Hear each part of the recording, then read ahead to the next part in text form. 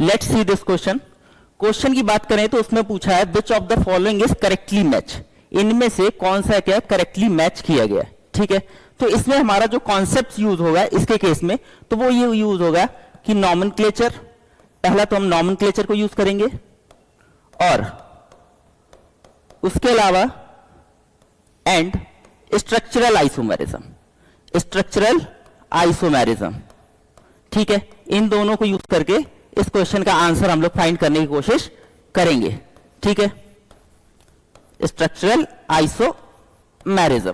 ठीक है, देखते हैं इस क्वेश्चन की पहली बात कही गई है जो कि क्या ये दोनों चेन आइसोमर्स हैं। देखो, चेन आइसोमर्स के केस में क्या होता है कि पेरेंट चेन जो होती है डिफरेंट हो जाती है, पर इसके केस में देखते हैं कि इसकी नंबरिंग कहां से होगी, यहां से कर लेते हैं।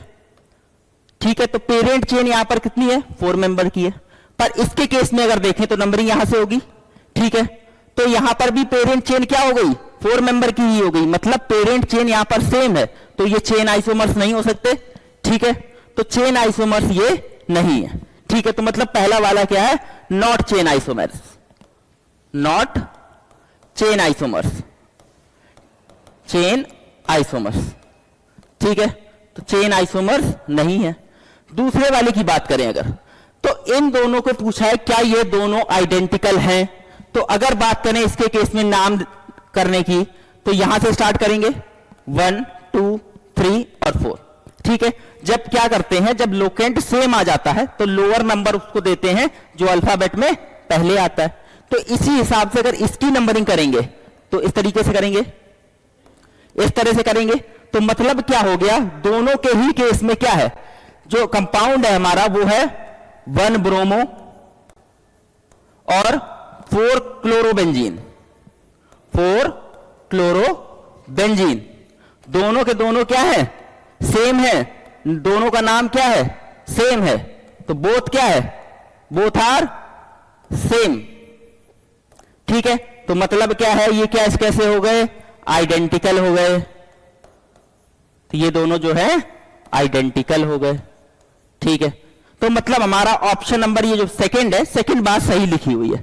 थर्ड पे आते हैं, तो थर्ड के केस में पोजीशन बोला है, तो पोजीशन आइसोमेरिज्म के लिए क्या होना चाहिए, पेरेंट चेन सेम होनी चाहिए। पर इसके केस में अगर हम लोग देखें तो पेरेंट चेन ये हो जाएगी, तो पेरेंट चेन है वो क्या हो जाएगी 5 मेंबर की, और इसके केस में अगर देखें तो 1 2 3 और 4, तो यहां पर पेरेंट चेन ही डिफरेंट हो गई, मतलब नॉट पोजीशन आइसोमर। इसके केस में पोजीशन आइसोमर नहीं होंगे, नॉट पोजीशन आइसोमर्स। ठीक है, तो इसके केस में पोजीशन आइसोमर्स नहीं है। बात करते हैं आगे, इन दोनों की बात की गई है कि ये क्या ये मेटामर्स है।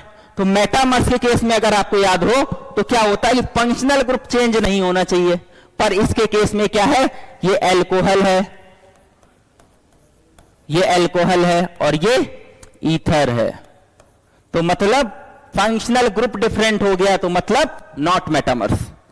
तो क्या हो गया, नॉट मेटामर्स, नॉट मेटामर्स। ठीक है, तो इस हिसाब से अगर बात करें for this question B will be the correct answer, B will be the correct